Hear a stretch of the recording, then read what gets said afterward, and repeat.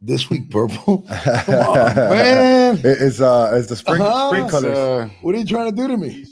The Easter tones. You're already better looking. It's called confidence. And taller. The hell? I don't know. It's Hey, you know that purple's royalty. There it goes. Because you're I royalty. don't want to wear black and gray. And got to mix it up the next 2 weeks.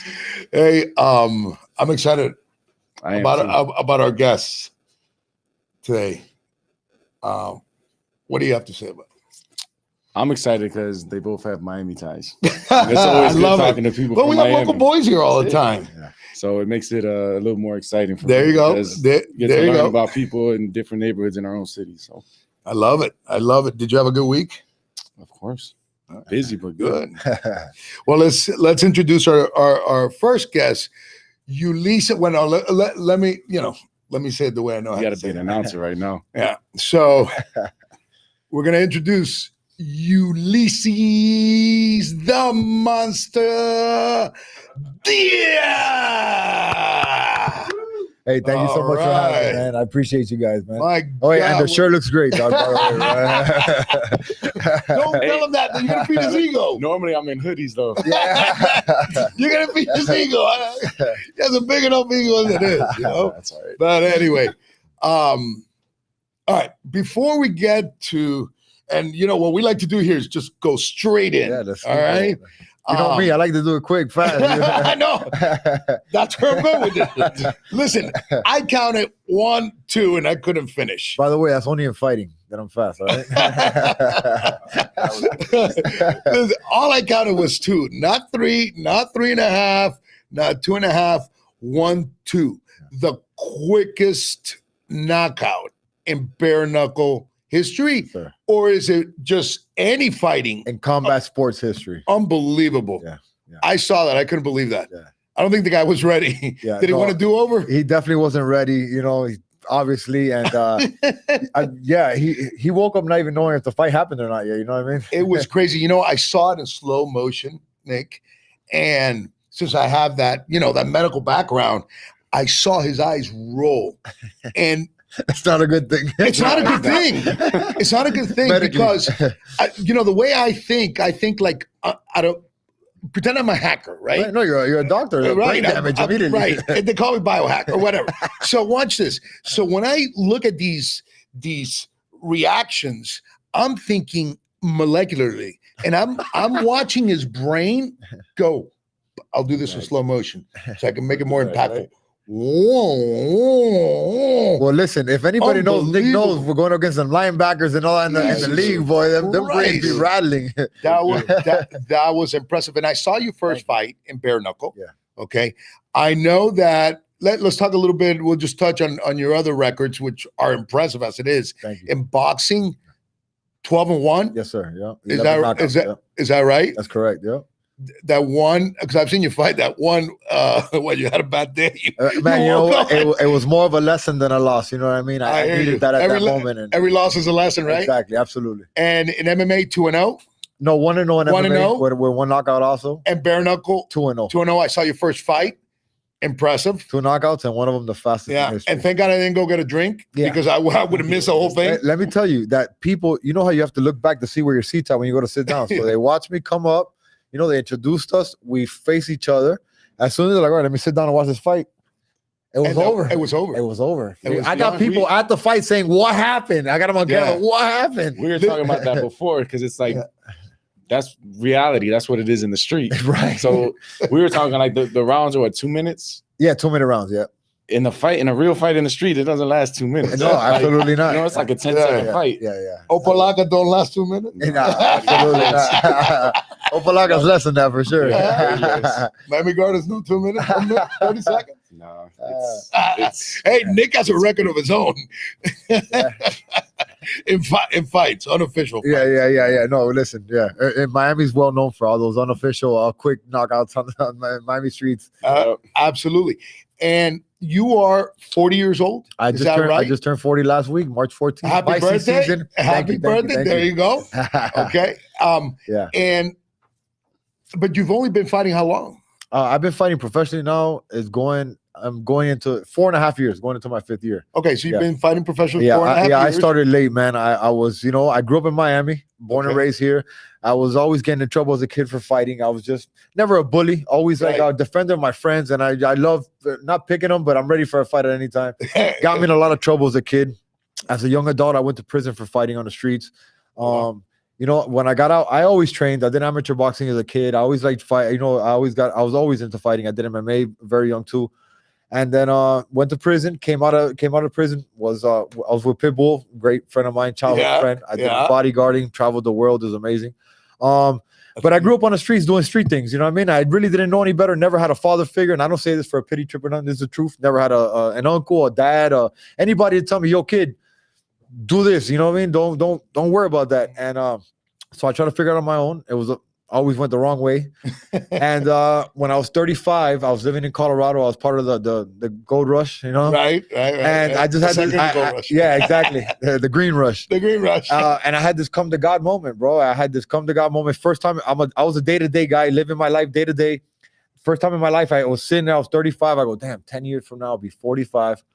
Still trying to, figure this shit out, bro. You know what I mean? This ain't none. This ain't got no retirement plan, no nothing. You know what I mean? And it brought me to my knees. I had to come to God. I had tears in my eyes and everything. I was like, I can't do this shit. I called a transport company. I packed up my car full of my shit. Whatever didn't fit, I don't care. I flew to Miami. Car got there a couple of days later, and I just I stayed boxing. And that was November 2016, November, December, right before New Year's. I told my coach at the time, I said, I got to do this fight. It was more of like a bucket list thing. I got to do this shit. I've always been good at it. I never really got to the end of pursuing like a professional fight. Let me get this. Let me take some pictures. Say I did it for my kids. My moment. And I went to Dominican Republic. I fought. I won it by first round knockout. And it was like the biggest rush I've ever had in my life. Best high, best anything I've ever had in my life was that moment. I said, let me try this. And I stuck with it. And here I am 4.5 years later, fastest knockout in combat sports history. Changed my life around. Fighting's given me I came from the streets, from doing shit that I couldn't even talk about to being on a platform where I can speak to people like you guys. I got Fighting versus Hunger. We spoke about earlier. I want to talk about a little bit about that too. I got the Miami Dolphins are involved. Ray's Pizza, Lucila's Cakes. A lot of people get involved, from the city. It's been amazing. The Miami Dolphins help these small businesses that have been going through headaches through this pandemic shit. And giving them money for meals, and we go and just literally hand out meals to people sitting under the bridge. There's hundreds of tents out there. If you're from Miami, you drive through downtown or Overtown, you know what it is. So fighting has given me this platform, man. It's been an amazing thing. Listen, you have something that world champions have besides a hell of a punch. You got showmanship. Thank you. And I could say this because I saw his fight. Yeah, you saw his fight on YouTube, right? No, but I saw it live. This guy comes in like a tornado. I don't know how many people come in with you, and I don't know what kind of movements they're doing. Yeah, but it looks like a moving like circus. You know what I mean? No, whenever I fight down here, it's great, but it's entertaining. Yeah, and that's what people want to see. Absolutely. Because at the end of the day, although you're competing, you're in the entertainment business. Yeah. Right. And maybe not for yourself, because you have your own goals, but for all of us, the rest of us, you're entertaining us. Right. And by the way, you're an element entertainer. What's your next fight? Do you know what's next for you? As of right now, I know you had Baboon on the other day. That's my boy, my brother. Shout out to Luis Palomino. Yeah, 2-time bare knuckle champion, undisputed. He's an amazing guy, a badass fighter. We're supposed to be fighting on the same card, which is May 21st at the Hard Rock Stadium. Biggest crowd ever for bare knuckle. It's supposed to be the biggest fight ever. About 14,000 people are 14,000 people expected. Guys, spoke with Baboon. Right. So we're on that same card. Yeah, that's awesome. And, which is an honor, man. I love fighting with him. That guy's a veteran in the game, and it's amazing for a guy like me, this short amount of time in this career, but these opportunities that I'm getting. Right. And what's helped a lot is me getting out there and speaking to people. And, I use everything I can to my advantage in a good way. You know what I mean? I don't take advantage of anything, but I use it to my advantage. And everything's been amazing. I have a question. Do you use a trainer in each of the sport, like a different trainer, or is it the same trainer? Well, for boxing and bare knuckle and even my MMA fight is my coach. Shout out to Commander Zero. Orlando Cuellar just made the Hall of Fame this year. Awesome trainer. Yeah, world champions under his belt.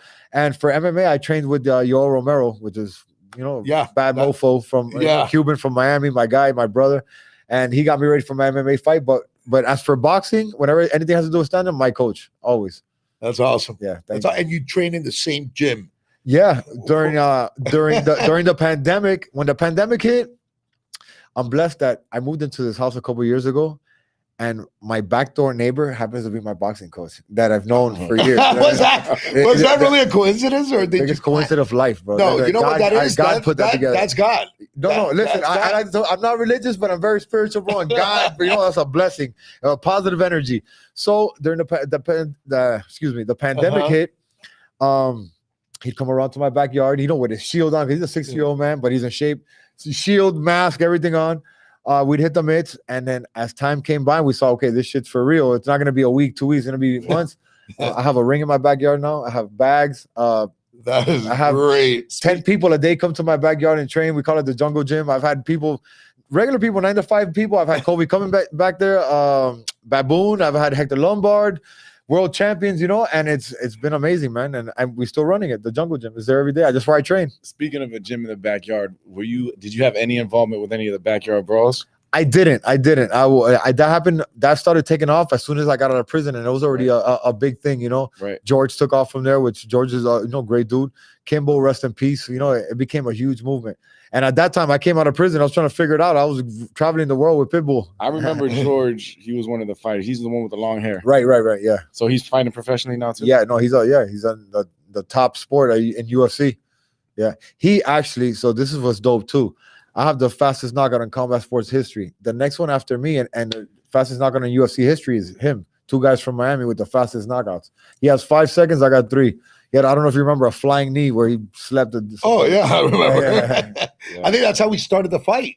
Yeah. He came in, the bell rung, he came in with a knee, and the guy was asleep. Is that the one that he steps back and puts his hands behind his back?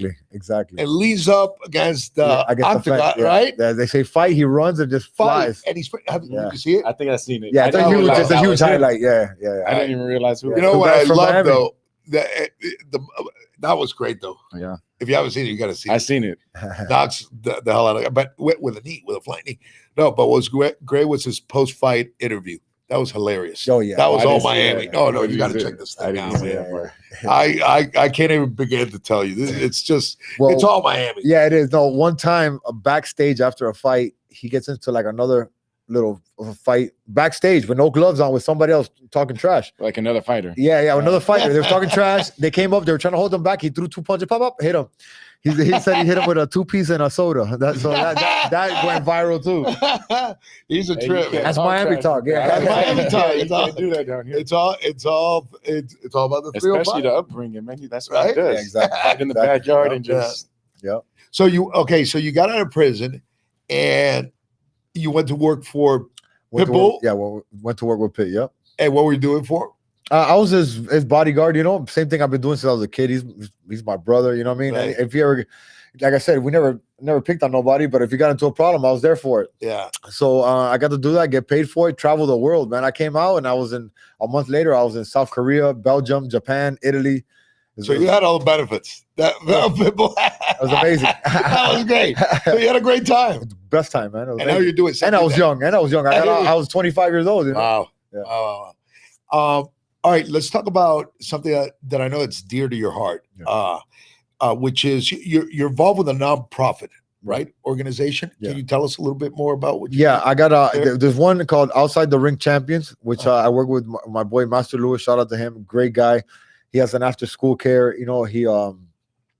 He helps kids with after school care programs for like food, for studying, for like and then in Miami Lakes, in Opalaca, on these spaces where parents need to be working all day to try to put food on the table. So that's a great part. I go over there and I help the kids box.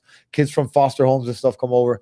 And I'm also involved with 305 Gives Back, which is a nonprofit that helps us with the food, giving away the food for fighting versus hunger. Wow. Yeah. That's great. Yeah. Terrific. Now that we're talking about food, Let's go straight into the next one. Let's do it. You said something before we went on the air, and you said something about food. Arbetters? That's my, hey, shout out to Arbetters. Those are my guys, man. No. This fat ass here said something about Arbetters, not you. No, you said something about food. That food is very important in your training. Very, very. Not 90% of it's your nutrition, your diet, of right? Staying in shape as a football player, you know what I mean? As a doctor, 90% of anything, of your sickness, of your health, of your staying in shape is all diet. And people, you could work out as hard as you want. You'll never have a six pack unless you eat right, Correct. Look at me. Yeah. Well, listen, the closest I got was, the closest I got was a 4-pack. I could never get a 6-pack. Did you have the top? And the top two? Yeah, the top two. I couldn't get the damn 2 bottom ones. Okay, don't laugh. I know the 2 bottom are the hardest ones. So they call me 2-pack short of 6-pack. 2-pack Bosch. 2-pack Bosch. That's awesome. Here we go. but yeah, food is very, very, and I tell everybody that. One of the things in functional medicine, which is where my expertise lies, right, is one thing is getting optimal, the best version of Ulysses, right. or the best version of Nick. But how do you maintain that? And the best way to maintain that is you medicate yourself with food. Mm-hmm. The problem here in this country is that we've marketed the hell out of food. Yes. So now there's breakfast, lunch, brunch, dinner, that's dinner, true. Snack. Yeah. Those are marketing terms. It should have been meal 1, meal 2, right? Yeah, I mean that's true, but at the same time, it's you got to take account for yourself too. Absolutely. You got to know we're old enough. I mean, we're old enough, and we're fathers. Yes. And you got to know that McDonald's is gonna fuck you up. Yes, Burger King is gonna fuck you up. Yeah, it was great as a kid. You know what I mean? Anymore. But yeah, if you want to be running like a Ferrari, you got to give yourself that high octane. Absolutely. I think the biggest challenge for people, it's not necessarily when the meals are. It's the time, and people don't know how to be consistent with what they do. True, and if you'd be surprised, where like nobody really knows about dieting. Like, and look, I'm gonna tell you like this. I've been around it. Like I've always been into training, whether it's doing weights, sports, anything. I've always liked to eat right. I've always liked to look good, and I always know those diet, but I still have trouble with it. My girl was part of a bodybuilding circuit, so she helps me a lot with my diet. So still to this day, I still have questions. So it's hard. What I mean? But doesn't it help that you know your body and you know what? Yeah, of course. Right? That helps a lot. That helps a lot when it comes to like the weight cutting for fights. Yeah, timing and everything. But if you want to do it healthy, it's definitely you got to do it. Well, I asked Baboon the same question. What do you do to Baboon? Just give me an example. He walks around like 20 pounds heavier. Yeah. Everybody does. Yeah. And then do you do the same thing? Yeah, I walk around about 15, 20 pounds heavier. Then you cut that weight because remember. When do you start panicking? Or you never panic? No, I panicked a couple of times. I actually have a torn bicep from a fight. I had a fight at the Hard Rock, a boxing match. I weighed in at 174 that day. I didn't hydrate back. I was dehydrated. I didn't hydrate back right. The next day I had a boxing match, and in the second round I threw a punch and my muscle snapped. I still have it ruptured. I never fixed it. And so that was I kind of panicked to make that weight, and then I saw that like I got to do this right. I can't be bullshitting. You can't lose 20 pounds in 2 days or some shit. Right. Your body can't do that. Yeah. And then the next day you won't have the energy. Even if you do rehydrate yourself, you don't have the energy. Right. You don't have the energy. And so do you walk around a little heavier or a lot heavier, or you try to walk around the same weight that you fight? Because you fight what, 190? I fight, my last 2 fights in bare knuckle have been 185. The lowest I got was 175, but I walk around 195. The most 200. I might touch 200 if I hit the Krispy Kreme and the cookies. How many days before is the weigh-in? One day before you fight. Oh, it is? Yeah, the day before is the weigh-in, and a little more than 24 hours later you're fighting. Do you watch the series Kingdom? Yeah. Is that realistic how they do it? No, it's a little Hollywood. Yeah. That's a good show though. Yeah, I'm watching it now. It's pretty good. So I know they go through it when they gotta cut whatever it's called. Yeah, you definitely go through it. Your attitude changes. You become an asshole. You know what I mean? It's tough. Yeah. It's tough. That's terrific. Do you have any questions for Nick? No, man, we were talking earlier. That's dope that you were in the league. Yeah, born and raised in Miami, you said too, right? What part of Miami you from? I grew up in Carroll City. In Carroll City, all right. You went to Carroll City? No, I was supposed to go to Norland. Okay. So right before I was by the stadium there. Yeah. So right before I was gonna go there, the students jumped the principal. Oh shit! Yeah, Norland was off the chain. It was. So when they did that, and we're the same age. I played yeah. basketball for high school, so I remember going to Norland to play. So at that time, I was like, I got different goals, man. I got to get out of my neighborhood. Yeah. So I actually went to school in Broward. I went to Flanagan. Oh, okay. Damn, that's a good school. That's a good school. Yeah, that's dope, man. But you went what school? I went to South Miami, right here down the street. I went to Southwest, and then the Cobras, and then I ended up in so he knows all about purple. Yeah, of course. That's right. Westchester.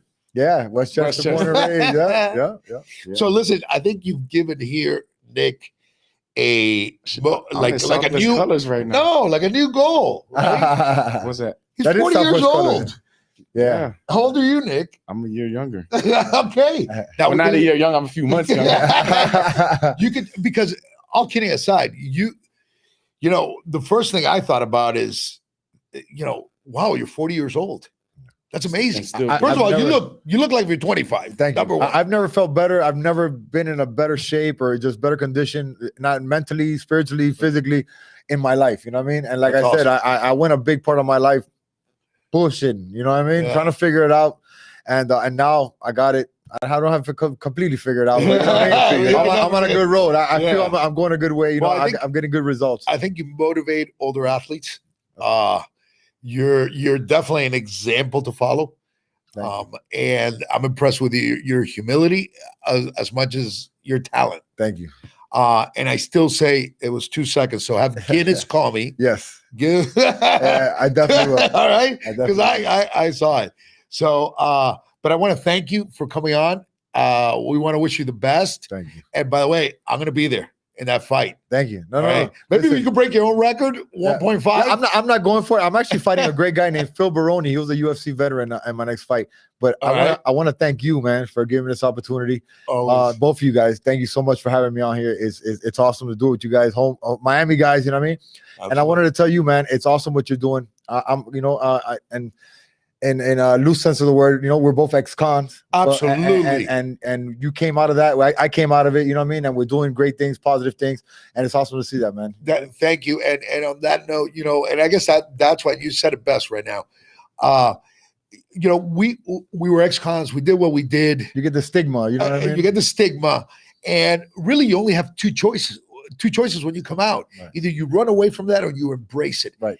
And I think both you and I embraced it. Absolutely. And if you do that, you become a better person. Right. And so I think, a priest once told me, the greatest a group that God has ever put in one room has been all criminals. Well, he told me it has been alcoholics, right, or addicts or whatever. Right. I want to add to that criminals too. Right. Believe it or not, right. A select few. Because I think we became a better person. That's right. A better person. Absolutely. When we came out of it. That's an important part of who we are now. Yeah, no, absolutely. We accepted it. We embraced it. We went head on with it, and we're an example for people that you can't change your life, man. If you put your head to it, you stay consistent, and over time you can be successful in anything you do. You know what I mean? Absolutely. And stay away from bullshit. Stay away from bullshit. That's gonna be hard here in Miami, but we're trying. We're trying. I stay home, bro. I go with my girl. We eat. That's it, man. We should do what our next guest actually did. He packed his car and he moved to Sarasota, and he stayed there. But anyway, our boy right here, my boy right there. Coming out next. Yeah. Anyway, it was awesome having you. Thank you, brother. Looking forward to it. Thanks. You guys are the man. Thank you, man. Appreciate you guys. All right.